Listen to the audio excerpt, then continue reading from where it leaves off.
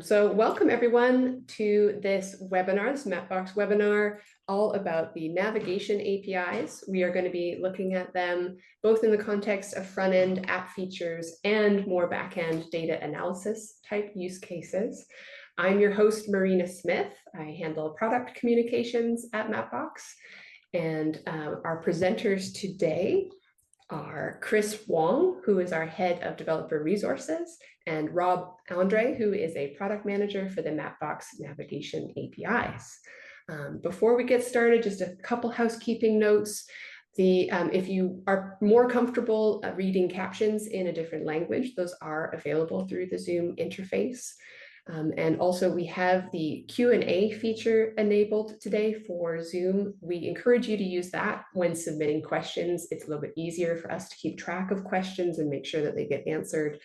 You do have access to the webinar chat. That's a great place to share comments, stories, other links to resources, for example. But if you would like to make sure that you get your question answered during Q&A, please use the Q&A box. All right, and our agenda today, we will start with a quick overview of the 4 navigation APIs and the navigation portfolio that we're looking at today.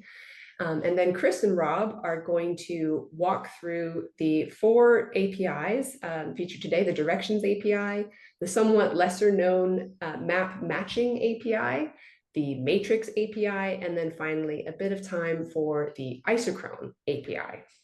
And we're going to focus on an applied perspective today, looking at the process of crafting and making API calls, examining the API responses, but we will include some discussion about use cases or ways that you might want to actually use the API responses in your applications and your projects. We will reserve some time at the end for questions. So as we go, please feel welcome to submit questions to the Q&A box. And yes, I guess without further ado, I will hand things over to Chris and Rob. All right, I'll kick us off here. Hello, everyone. Excited to be here. I'm Rob Andre, product manager at Mapbox, handling routing. So mainly my focus is Directions API, Map Matching API. I dabble a decent amount within our logistics API categories for matrix and optimization. So before we jump into some of Chris's demos, wanted to start off and kind of set the stage of how our stack is set up and how things are working together from top to bottom.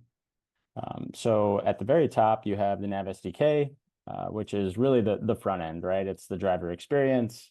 It's a really powerful tool that delivers, the turn-by-turn directions. It visualizes the route line. We have the beautiful maps.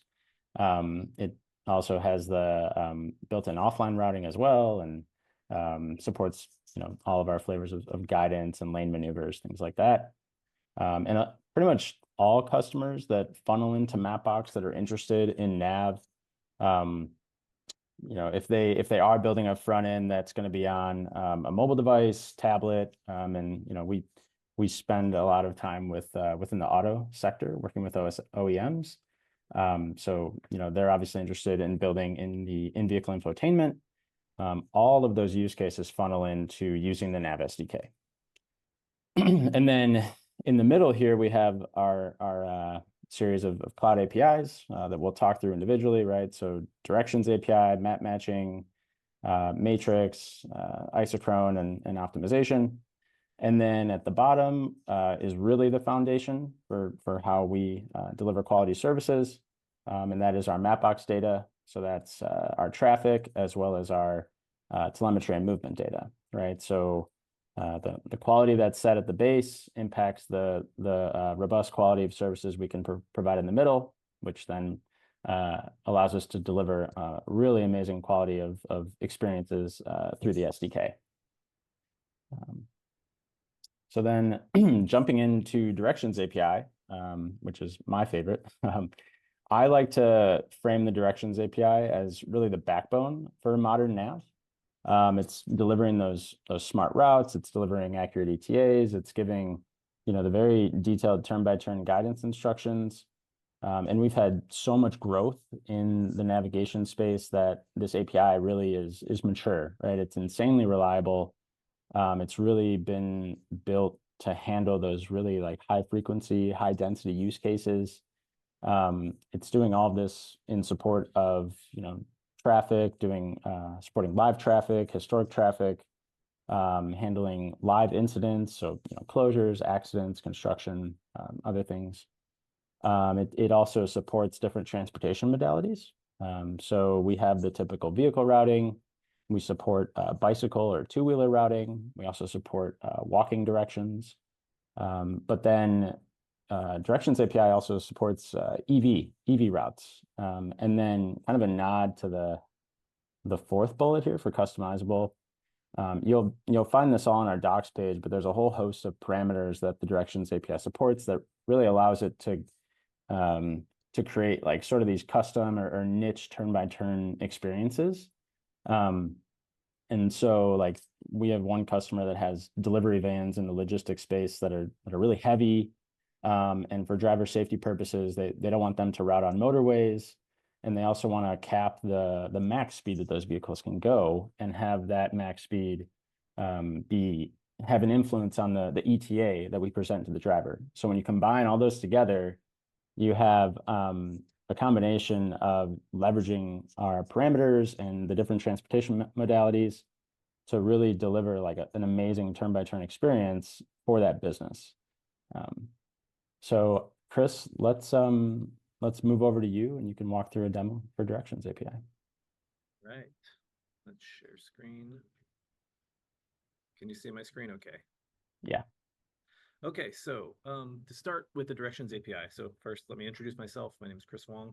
I have the very fun job of head of developer resources here at Mapbox, which means I get to go deep in some products, but I have to have kind of a general understanding of all of our suite of products, which is a lot of fun because I get to tinker around with not only lots of our mapping infrastructure, but some of these navigation APIs as well. So today I want to start with our playgrounds. So if you aren't familiar with the developer playgrounds, this is probably for most of our web services APIs, the simplest way to get started and really get a quick understanding of what kinds of information these APIs can provide.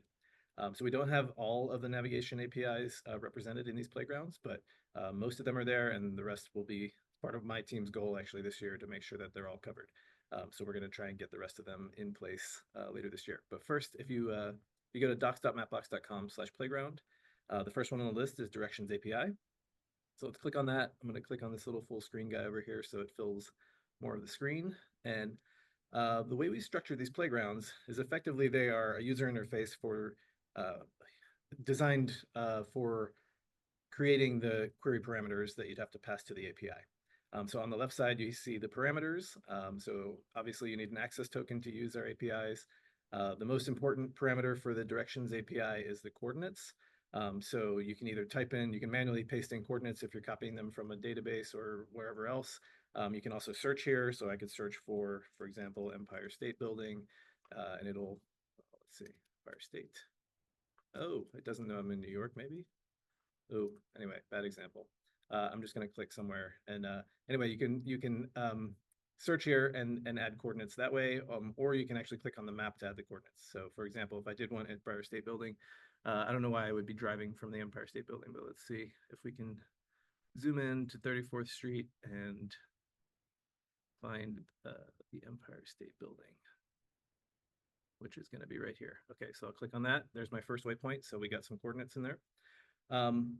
Before I make my second coordinate, which I'll also do by clicking, you can kind of scroll down on the left side here and see each one of these is a parameter that goes into the Directions API. So we have the geometries parameter. We can actually get back GeoJSON or Polyline or Polyline 6. If you're not familiar with those are the way Google Maps, I guess, came up with a kind of abbreviated string to represent a polyline, but they're not as human readable. So GeoJSON is more verbose. Polyline is much more compact. We have the ability to exclude things like we can exclude tolls, we can exclude unpaved roads. So, familiarize yourself, but you can scroll down here and take a look. So without further ado, if I zoom out and make a second coordinate, so let's just say we want to navigate out here to, well, let's say I'm just gonna pick a town. Let's go to Paterson, New Jersey. So behind the scenes, it made an API call to the Directions API, and it actually presents the request and the response over here in the right sidebar. So we can see all the things that we chose on the left are represented here in the request URL. So we can see alternatives equals true, geometries equals GeoJSON, language equals English, overview equals full. So even without selecting them, most of the defaults are in place. And if we scroll down, we can inspect the response. So what's great about these playgrounds is that not only are we showing you the API request and the API response, we're actually giving you like a preview of what's possible visually if you combine this with a map. So the Directions API came back with this response, which we're going to explore a little bit, but we also threw it on the map. So we're actually drawing the line.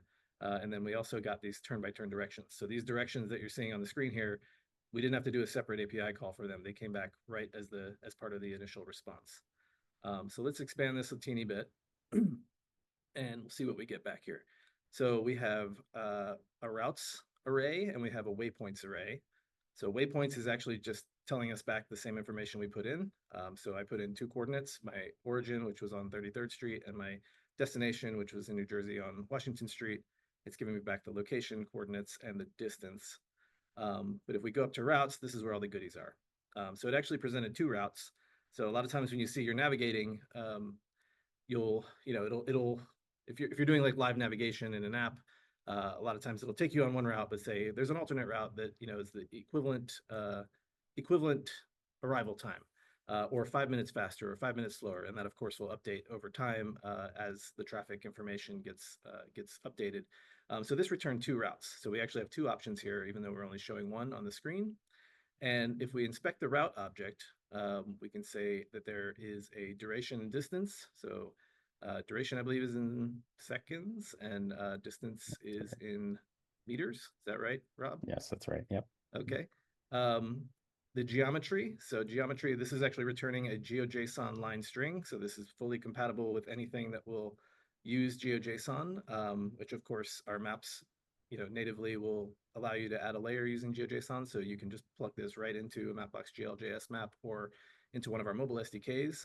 So we don't need to explore the coordinates, but you can see what they look like. It's just the list of latitude and longitudes if you're not familiar with GeoJSON.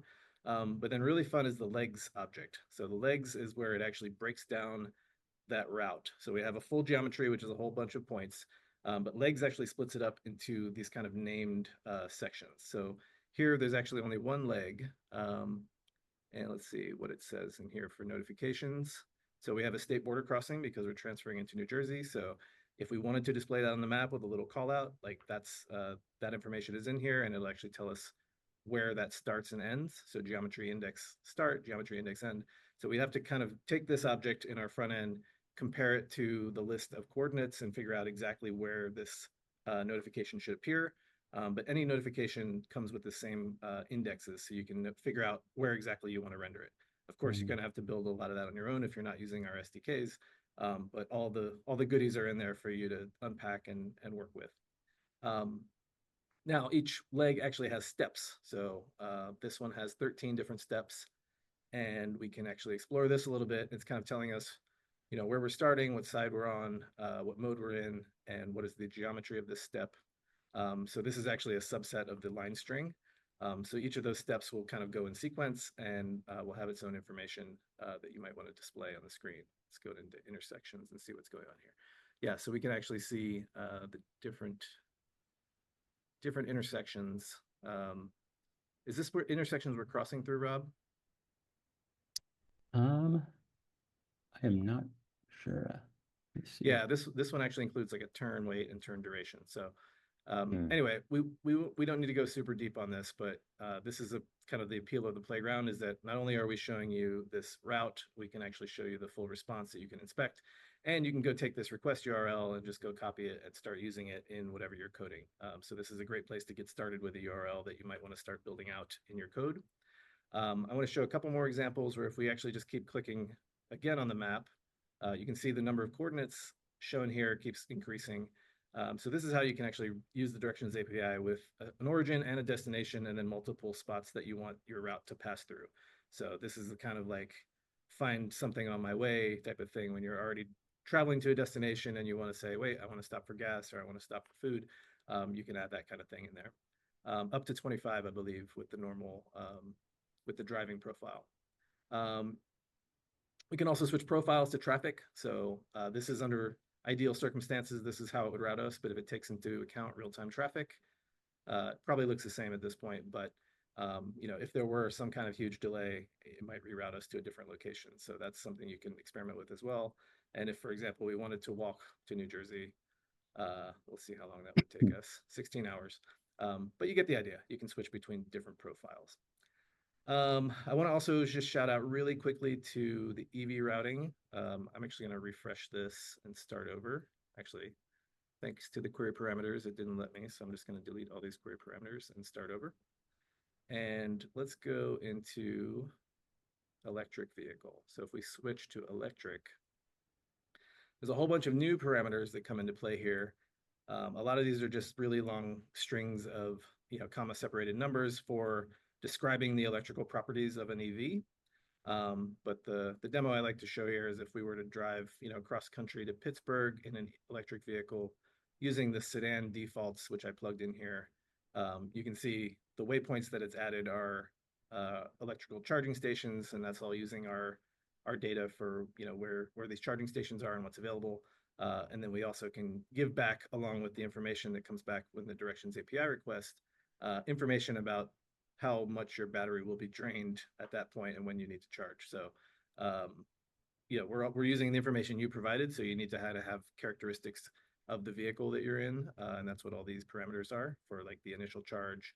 I think there's the rate, the charging curve, and the consumption curve. So it's like the rate at which your battery depletes over time, that sort of thing. So yeah, for anyone doing EV work, you should experiment with that.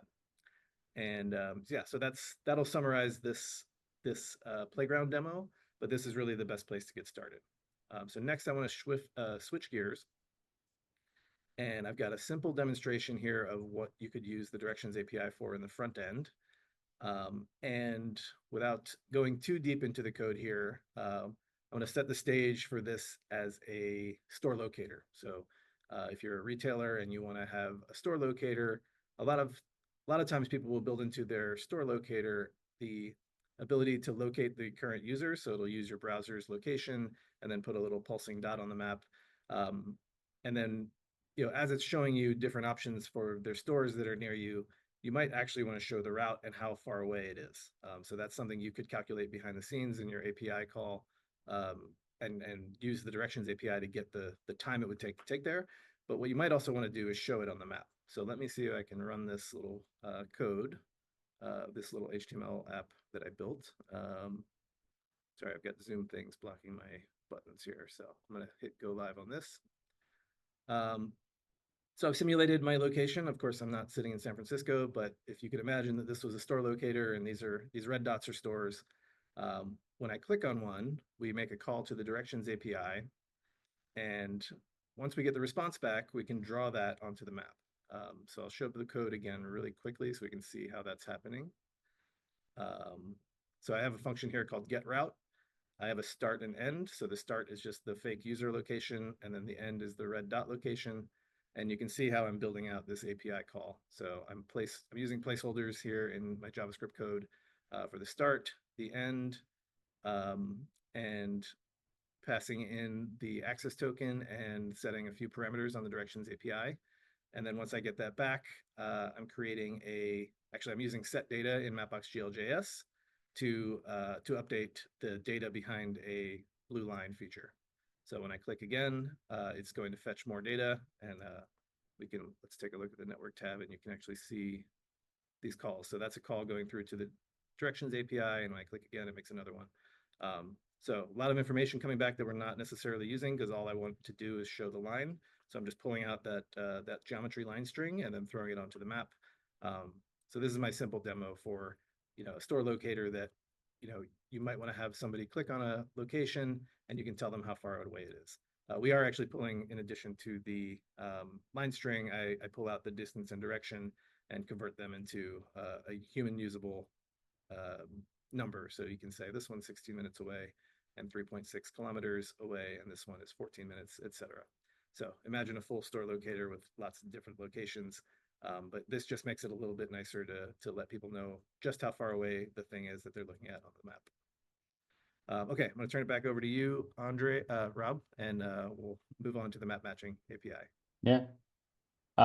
Yeah, we don't need to spend a ton of time on the use case slide. I think use cases for Directions API are pretty straightforward. I mean, a majority, if not all users of Directions API are doing some form of trip planning and route generation and visualizing those results. There's also, Chris, what you just showed where you don't necessarily need like the full route details. You just want to visualize that route line to understand what that path may look like. We do also have cases where people will call Directions API and really just to request the annotation data of like, I don't need the route line, I don't need turn-by-turn directions, just give me the distance and duration between me and some other point. So it's pretty straightforward. And then jumping into map matching. So the purpose of map matching is to take those fuzzy GPS traces and snap them to our road network, right? So obviously our focus is high precision. We want to make sure that when we snap, it's accurate, it's clean. Yeah, there's a lot of overlap between Map Matching API and Directions API. Map matching does support driving scenarios, walking, and cycling. It also has a smaller set of annotations that can be requested in the map matching call. So you can, plot the points on the map and request back, give me the speed limit on these edges, what's the distance between these 2 points, congestion, things of that nature. And then there also is the ability that there's a parameter steps equals true. If you do include that in your map matching request, we can deliver a turn-by-turn experience through the map matching API. And I'll get into this a little bit more on the use cases for map matching, but we have customers who like to build their own routes, whether that's through a third-party system or just send in a bunch of points and basically turn that into a customizable turn-by-turn navigation session through map matching instead of going through Directions API. So yeah, Chris, let's jump in. Okay, let's share screen again. All right. So the map matching API, I'll call your attention to where it lives in the docs. If we go to docs.mapbox.com/API/navigation, and we don't want to go to EV Charge Finder, but all the navigation APIs are this route, and then map matching is here. So we don't have a playground for this, so I am going to jump into a more hands-on demo to show how it works. But as Rob mentioned, the thing we highlight here is that it snaps fuzzy, inaccurate traces from a GPS unit or phone to the road and path network. Okay, so best way to give an example of that is to actually draw a simulated fuzzy GPS route. So here, I'm here in the Boston area on this map, and this is geojson.io. If you're not familiar with it, it's a great creator and editor of GeoJSON data. It allows you to just draw on the map. So I'm going to use it really quickly to pretend I'm a vehicle moving around. So I'm going to do a line string, and you can see I'm going to be a little imperfect on purpose. So let's say my GPS keeps moving me to other sides of the street, and I'm just going to kind of drive around here. So give me like 20 or 30 seconds to build out a little route. So let's say I turned here, and now I'm going to turn right and then go back down Beacon Street, and it didn't get a ping for this full turn, so I'm going to cut that corner, and we'll just end down here. So here's my coordinates. Here's my GeoJSON line. So this is my fuzzy line of the route that my truck took, and you can see I've got a couple dozen points here. So I'm going to copy this over, and then I have a little code demo. So let's close directions. Let's go to map matching, and then I have a JSON file here called fuzzy.geojson. So I just pasted in. This is the line I just created in geojson.io. I want you to take a quick look. Let's see. I have a node script. So before I actually get to showing you something on the web, I'm going to show this little node script. So this node script is actually going to take the fuzzy GeoJSON. So that's the input here. It's going to iterate over the coordinates because the call to the map matching API doesn't actually take a full GeoJSON object. It actually just takes a string of coordinates. So it's going to iterate over those coordinates and then build out this API call. So here's the API call, api.mapbox.com. Let's wrap it. Okay. Matching v5 driving. So we're doing a driving profile, and then we paste in the coordinate string. So the coordinate string is all those coordinates came from the GeoJSON line string. We say our geometry is in GeoJSON. We're going to do tidy equals true. We're going to have the max speed annotation, and that'll give us back annotations. And then we pass in, of course, the Mapbox access token. So when I run this script, it's actually going to output a file called map matching response.json, and then I'm going to use that to visualize it on the map. So let's see what happens. We'll say node map matching. Whoops, map matching slash map. Well, good name, map matching.js. Okay, so that ran. It's saying it fetched the Mapbox map matching response, and it overrode this file, map matching response.json. So let's take a quick look at the response before we go on to the visual. So it looks like, yes, we have a matchings object. So how many matchings do we have? Looks like just one. And then we have a trace points object, or sorry, trace points array. So there's a bunch of trace points in here. We'll see if we can explore that, see what those are. But the matchings are where the goodies are. So this will look very familiar because it's actually returning a almost identical or very similar response to the directions API. So that's what it's really doing here, is it's taking the fuzzy trace and like saying, if you had asked for directions between these locations with all these waypoints in the middle, this is the best route you could have taken to get there. So again, we have this legs object, or sorry, legs array. We have a geometry object, and just like we did with the directions API call. So let's see what this looks like on the map. Let's see. Let me fire up my little demo here. So this is now going to show the fuzzy trace and the matched route on the same map. So here we are in Boston. So I think there's a legend down there, but I can't see it due to Zoom windows. But let's move this up a little bit so you guys can see it. Fuzzy trace, matched route. Yeah. So you can see, if we zoom in a little bit here, I'm not sure exactly what happened there, but it picks up here on Pinky Street, and you can see this kind of fuzzy line that kept moving on different sides of the intersection has now been snapped to the road. So I can follow along this blue line and see that it's really cleaned this up quite a bit. I'm also taking that max speed, and I actually threw some labels on here. So it's I'm using the steps that came back. And I'm sorry, did I say that right? The steps. Let's go to map matching response. Sorry, the legs. So in each leg, I've got annotations of max speed. So this first leg, it's 40 kilometers per hour, 40 kilometers per hour. Most of them are 40. So I think, I'm not sure exactly why, but you can see that I've annotated these as little labels here. And you can imagine if we were, trying to retrace our steps, or also imagine if we had, 1,000 of these and wanted to figure out the roads that our drivers are driving on most often, so that we can, give them pointers on how to stay safe on those roads, or check against the actual speeds versus these annotated speeds. There's all kinds of other analysis we can do after the fact to clean these up and then categorize them and do further analysis on them. So this is probably the best visual I can give you of what's actually happening with the map matching API. And Rob, I'll turn it back over to you. Oh, good. All right. So just to walk through a couple of use cases for map matching API. The first one, delivery or asset tracking. So a lot of our customers use map matching API to, if they have fleets that are regularly sending back live GPS signals from, whether it's a vehicle or an asset, those are fuzzy, right? They're not perfectly snapped to the road network.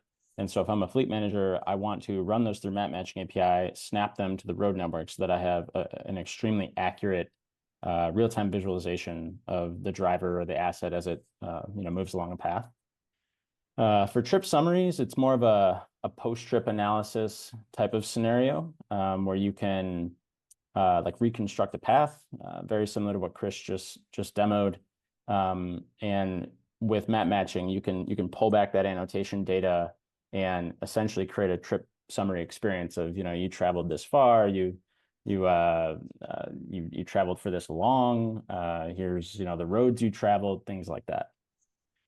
For mileage monitoring, it's very similar. They will use map matching to, snap to the road network and then pull back the distance traveled between points and then use that for mileage information or for insurance purposes.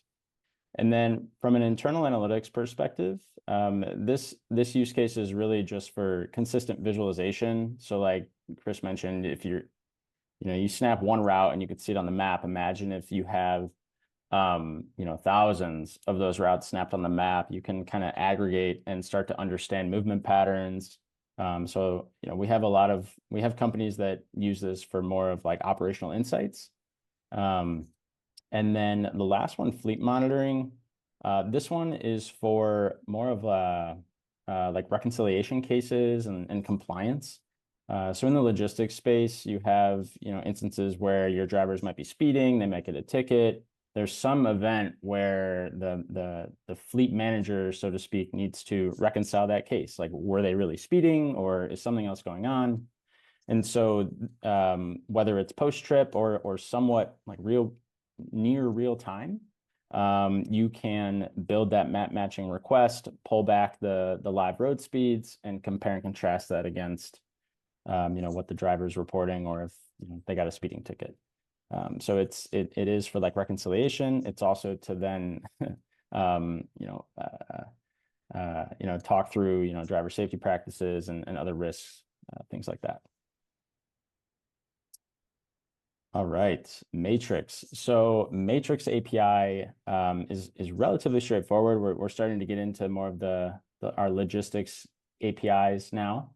So the purpose of Matrix is to compute distance and duration between many origins and destinations.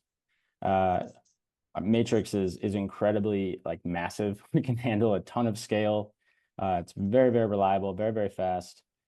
Again, that overlap to Directions API. It does support driving, it supports cycling, it supports walking cases. And again, it has various parameters to make sure that the distance and duration data that it's pulling back in the elements in the matrix is accurate based on if you were to use a depart at parameter or even something like our approaches parameter. So you can say, for every destination in this matrix request, I want to make sure that as the route approaches the destination, it's doing it curbside versus driver side versus any direction. So those little differences will impact the response that we give back and, therefore the experience. So yeah, Chris, let's jump into the matrix. All right. I know Kung Fu. That was a joke. Okay.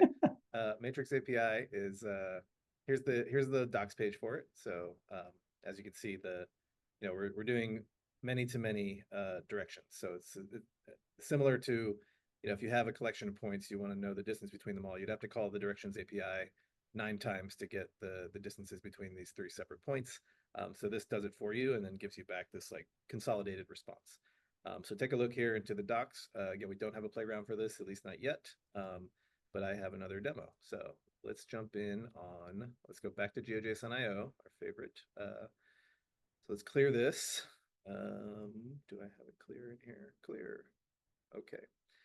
So we're going to make a matrix of some points. So I'm going to add some point features to this map that we're going to make a matrix between. So click one here in Bacon Hill, one in Back Bay, one at oops, let's do it again. Back Bay. Let's put it on the train station. Oh, whatever, it's fine there. We'll put one across the river here in East Cambridge, and we'll put one in MIT. Okay, so I have now some GeoJSON points in a feature collection. I'll go back over to my sample code. So we're not doing map matching, we're doing matrix, and I have a file called points.geojson. So I'm going to paste in our 4 points that we just created with GeoJSON.io. And then I have another node script. So what are we doing in this node script? Building out a simple call to the Matrix API. So here is the Matrix API call. The endpoint here is directions-matrix v1 Mapbox. Again, we're doing driving. We could do driving traffic. We could do bicycle or cycling or walking. We have a coordinate string, so I have to now parse that GeoJSON feature collection of points and just get a list of coordinates. So that's what that coord string is. So we do some coordinate work up here in Node. We add the access token, and then we call the Matrix API. So I have this set to spit out a file. Let's see what it does. So let me run this node /matrix/matrix.js, and you will see a file magically appear. Matrix API response. Okay, so this is the response that came back from the Matrix API. Let's inspect it a little bit. So we have a destinations array. Let's close that up. We have a durations array, and we have a sources array. And because we did many to many, sources and destinations contain the exact same number of points. So there's 4 destinations and 4 sources. And then the durations is where all the meat is. So this is all the information we need. So you have to read it like between the first destination and the first source, the duration is 0, and between the first destination and the second source, it's 587, et cetera, et cetera. So you have to kind of reconstruct this into either visually into a table or know how to read the correct value at the right place, depending on which origin or which destination and source you're interested in. But it's a lot more fun if we look at it on a map instead of just looking at JSON. So let's fire up my demo. So these are the same points I just drew for you, and we can see now we've got this nice little matrix and a nice little table. So they're color coded, so I can say if I wanted to go from red to orange here, it's 13 minutes, and vice versa. If red to orange is actually 10 minutes going the other way. So it knows the full route depending which way I would go, and it's taking one-way streets and bridges and all the other things into effect. But it's important to note that like it's actually a difference. It's a different time going one way versus the other because there's a lot more to take into account there. So that's about it. I think I was planning, I don't know if I should, but we could do we could do one with like 15 points on it just to see what that looks like. Let's do it. You know what? Let's do it.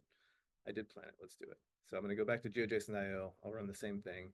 Let's just keep adding points. Let's go crazy, just so we can kind of see what this response looks like. So I'm going to keep adding more points.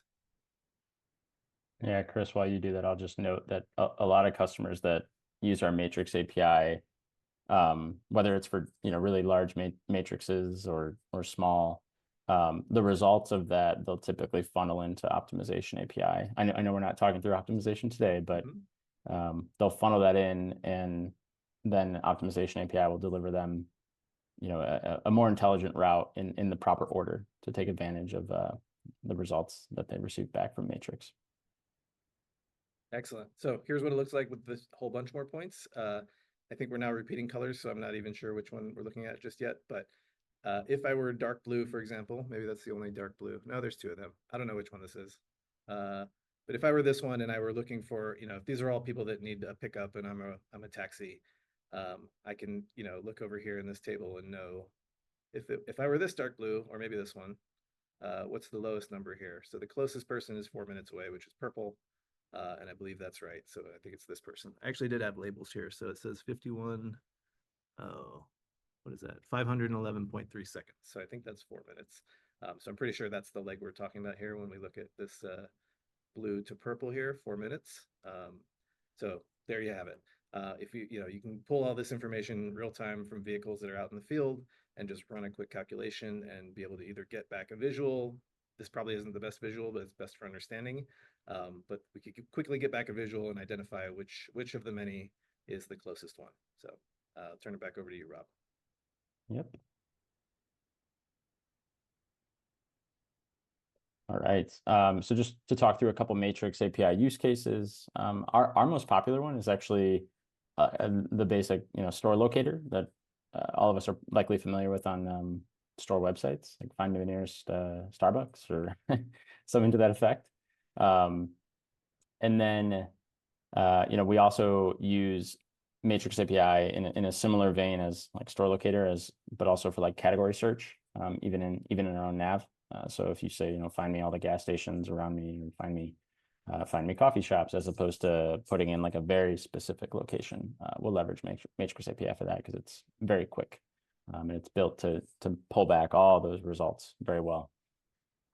Second use case for enhanced arrival experiences, we have customers who have, as an example, like third-party parking data. And as the user is traversing their route and they're getting closer to their destination, our customers will send a Matrix API call that taps into that parking data and then use those results to say, hey, Chris, you're approaching your destination. I have like this parking spot here, this one here, this one here. These are the 3 best options. Do you want to take advantage of one of those? And, that's the user experience after that. And you can obviously say no, or you can select one and the route will adjust. But that's a really cool use case that we've seen. Courier assignment, obviously this is a big one in the on-demand logistics space, DoorDash, Instacart, things of that nature. They're running Matrix API calls to figure out what the best fit courier is, who should be assigned to perform that pickup and delivery based on their time and distance. So it really is like an enablement to like a fast and fair dispatching of services within the business. And then fleet rebalancing is, imagine a case where you have like a scooter fleet and there's a popular train station and you notice that there isn't any scooters near the popular train station. You can use Matrix API to check the availability of scooters in your fleet and which are the closest to that train station, and then essentially dispatch people to rebalance the fleet, right? Minimize the downtime of your service, and by moving them to the train station, you're maximizing availability. And obviously for people at the train station, they're happy that they now have scooters. So fleet rebalancing is a big one for Matrix. All right, let's go to the last but not least, Isochrone API. So Isochrone API is built to draw the area reachable within a specific amount of time or distance. And it's doing that based on the actual road network and road conditions. So it's building these granular polygons. It can be, you can specify whether you want it to build those polygons and do that distribution based on live traffic, based on static historic traffic. You can have it factor in incidents as well, closures, accidents, construction.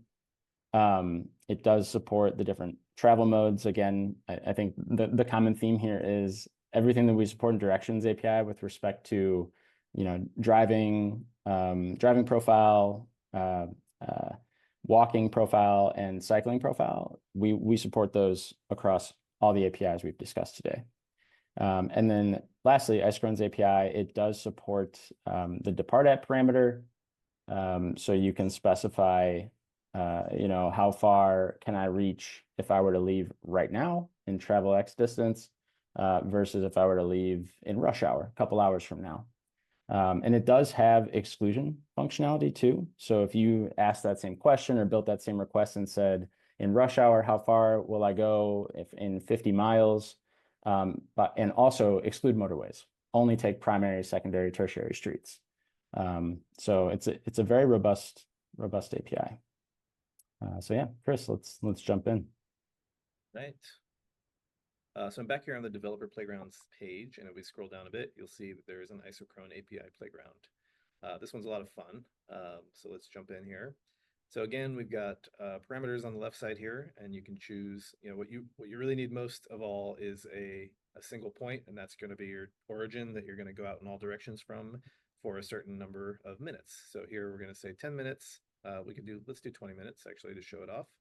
And the initial point starts here in the middle of Manhattan. So you can see, you can stretch your 20 minutes a lot further when there's water in the way here, but you can go this many more minutes out through the tunnels and through the bridges, etc. And if we move it around, if we go out to an area here, you can see the highways are having a huge effect on how far you can get in certain directions. If we were to move this out into kind of a very rural area, well, that's actually not the example I was looking for, but here I guess we're in a valley or something. So there's kind of one main thoroughfare.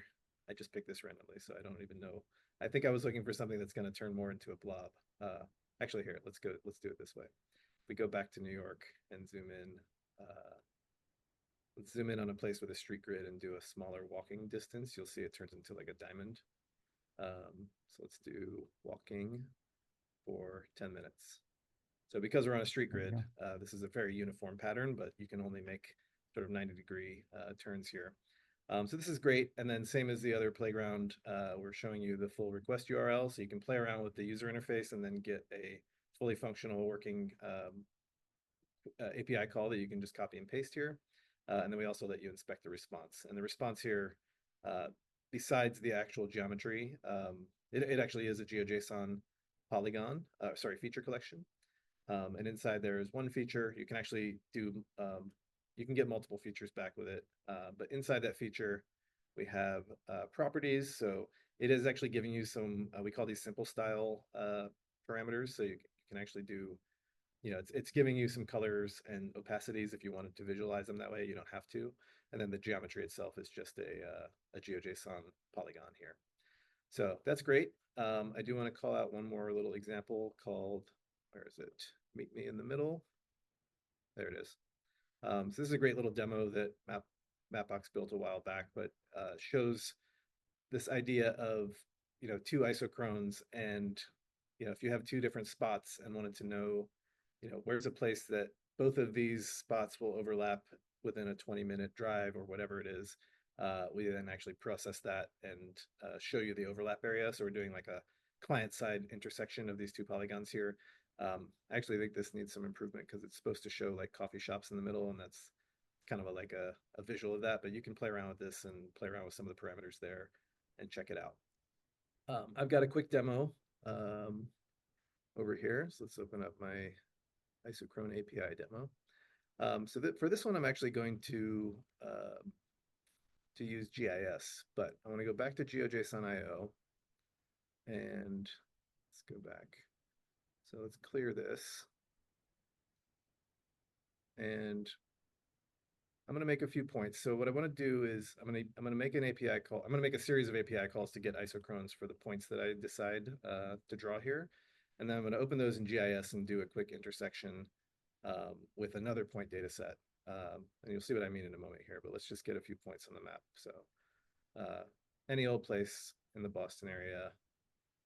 So I'll grab these 3 spots and just copy that feature collection. Let's go back to my code. So I'll fill in points GeoJSON, and then let's execute node isochrone / isochrone.js. Okay, so what's happening inside of isochrone.js, just like the other examples here, I am building out this API call to the Isochrone API. I'm actually going to call this multiple times and then spit out isochrone response.geojson. So that'll be a combined GeoJSON with multiple requests to the Isochrone API. Let's run that. And isochrone response now looks like this. So we should see, I'm going to actually open this in GIS software. So let's fire up QGIS. Did that not work? Hang on. Is it minimized? There it is. Okay. So here's a QGIS map, and I've actually got a data set of schools, which seems to have disappeared. Oh, I know why it did. Okay, I think I moved this file. All right, I'm gonna have to cut this one short because I actually moved the file. Yeah. Unfortunately, yeah, I don't think I can continue with this live demo because I have to go find this file, which I think I moved off my desktop when I was getting ready for this webinar. So anyway, what I was going to do was I think if you look up here, you can do a select by location and basically bring in the polygon, bring in the isochrones. Why don't I just bring in those isochrones so you can at least see them? So here's the isochrone response. So this is around the points that I had just selected in GeoJSON IO. And what I wanted, the analysis I was going to try and do here was to bring in this point data set of schools and find out how many schools are within a 10-minute drive of the original points that I selected. But I don't think I can go much further than that because I don't have my data ready. So apologies for that. But I'll turn it over back to you, Rob Andre. This is such is life with live demos. All right. All right, so let's talk through a couple of the Isochrone use cases. And I actually had not seen the Meet Me in the Middle demo, and that is a perfect segue for the first use case, which is the site location planning. So if you are a prospective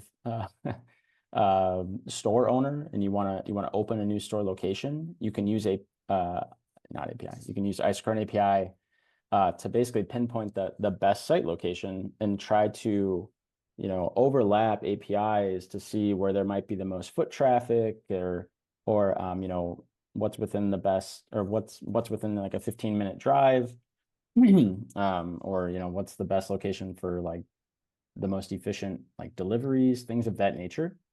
And people use this all the time to basically go through that use case to find the best candidate site locations, or pick the best spot for a new brick and mortar location. And then search bounds, this is, imagine you have like a real estate app. A user can filter properties, not just by distance, which you would put into your Isochrone API request, but by something like driving time to work. So this essentially allows you to perform that request and then add filters on what comes back. So you're in like a real estate app. You make the request and you only want to see listings within a 30-minute commute. So this improves the relevance of the search and reflects kind of like real world thinking when people are home buying in this example. Drivable range. This is actually not too dissimilar from the animation that's playing on the slide. I think a lot of people are familiar with like an EV range map. Like, my EV vehicle has 150 miles worth of range. Well, if you did as the crow flies in a straight line, that's a lot further than using Isochrone, as Chris showed, and actually following the road network, especially considering live traffic conditions, other aspects, closures, incidents, accidents. So that's essentially that drivable range use case. And then the last one is catchment area. And so the use for this is really for planning and reporting. You should think of this as you're looking at really what's inside the polygon that the Isochrone API delivers back. So think of like a city planner who is running an analysis on how many schools are within a 20-minute walk of neighborhoods. So you're really looking at like the availability of services like inside the defined reachable area, as opposed to the site location planning where you're actually building the Isochrone or the polygons at different points, and your actual interest point is different, if that makes sense. Yeah. So let's see. So yeah, here's just some more visuals, examples. So search by commute. Yep. Let's keep going. And then this is, yep, the search bounds, the ability to do the filtering. So yeah, there's a lot here. That pretty much wraps it up. Rob, I brought in that data. I want to spend 20 more seconds to actually do that intersection query I was going to do. That's all right? Yeah, absolutely. Let's figure it out. Okay, so here we're back in JS. So you can see this schools data set, which is not, showing up these little kind of pink circles. If I had more time, I would make this a little more attractive map. But if we go up to layer, I think we can do, where is it? Select by location.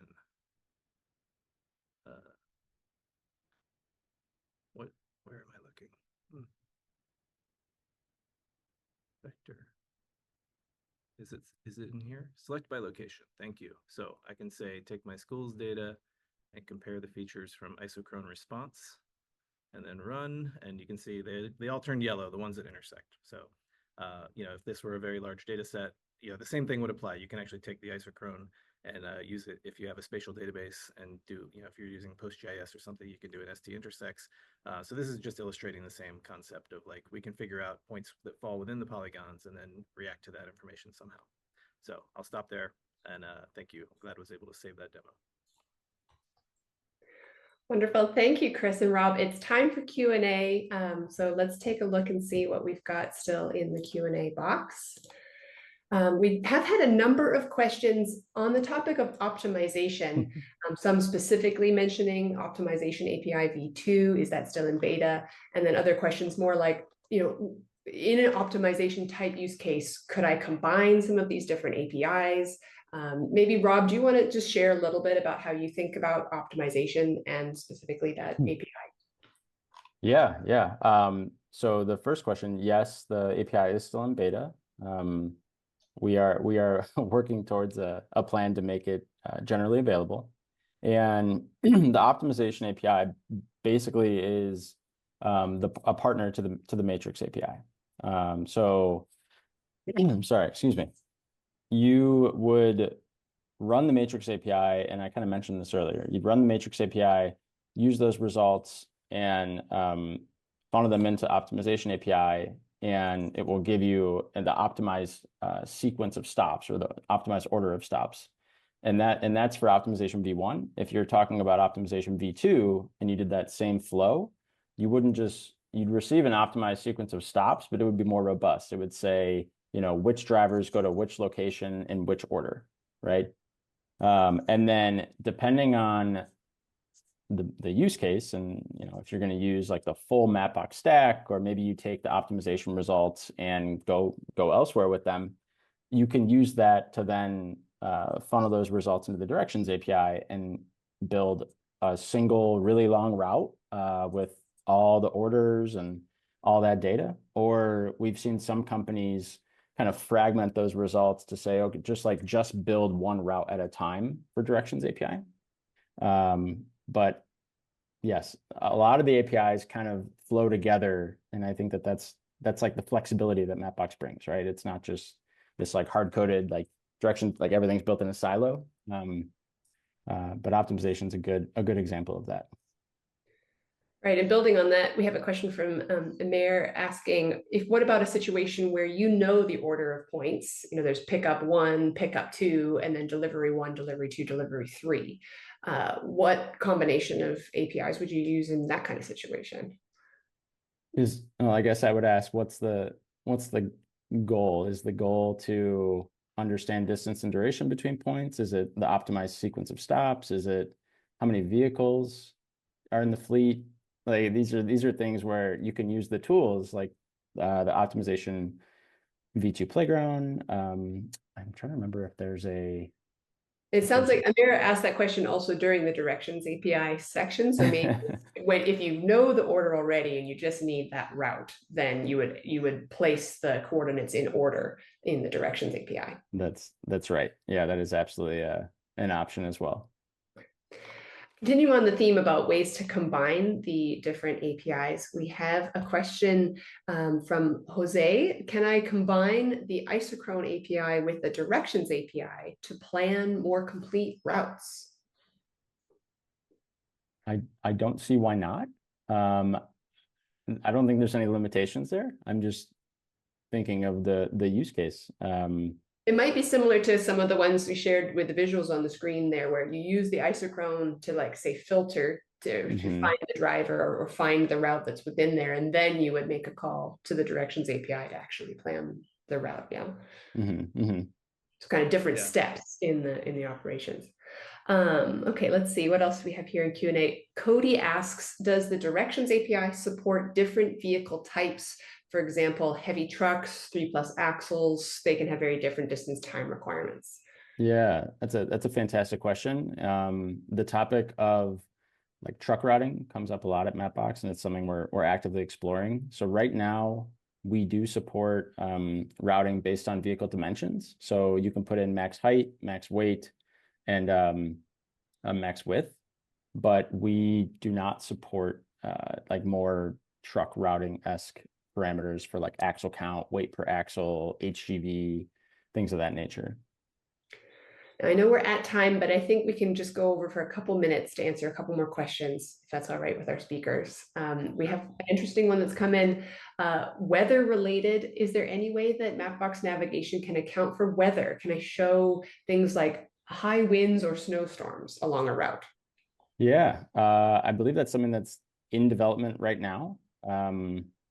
to do exactly as you said, to similar to how we interpret like congestion along a route and whether it's really severe and we need to tell you like, hey, this is red or there's no traffic and maybe we show you green. We're taking a similar stance with weather, right? If your route that we draw is going to be impacted by whether that's going to happen in the future, we can alert you of that. We also can have the option of almost like a radar type experience. But I think ultimately, like at Mapbox, right, like we'll give you the default experience that we think is great, but at the same time, we'll also give you all the enablers to build your own experience. But yes, whether along the route, whether within the SDK is in development. Yes. Rob, that would show up as an annotation, right? It would be like Yes. You're entering a severe weather area, and we're not going to give you like live updates once you're in there. We just know where it starts, right? Correct. Yeah. Yeah. And there's also like some predictive nature to this that we're still getting through. It's kind of the general, like, how much do you trust the weatherman kind of thing? Yeah. And one more question, we've got kind of asking about two parameters about how to get more accurate routes for a driving profile. One question about overview equals full, and then also this depart at parameter that some of our APIs support. Do you want to offer any commentary on either of those parameters, Rob? Yeah. So overview full should give you the most accurate like set of data and information in the Directions API response, as well as like visually, if you're going to visualize that just on like the web or through a demo or through the SDK, overview full will give you the most accurate route line and path. I think okay, so from map matching. How does it differ from map matching? How does it differ from map matching? I think it's more the fact that Directions API will deliver like a full turn by turn experience. Map matching API, there are some challenges in giving a full turn by turn experience. But in terms of accuracy, I'm not sure if there's that big of a difference. Maybe I'm not sure who asked it. Maybe I can respond to them. Yeah, there's one in the Q&A box. I'll leave it open for you, Rob. Okay. And so in the interest of time too, we do need to end today's webinar, but you will receive a follow-up feedback survey, and that is an opportunity for you to ask additional questions to us so that we can connect with you one-on-one. Thank you everyone for joining us. We will share the replay recording from this webinar on our webinar page, and everyone who registered, you'll receive it by email as well. We would love to hear your feedback about this session and future sessions that you would like to see. Have a great day, everyone. Thank you so much. Thanks. Thanks.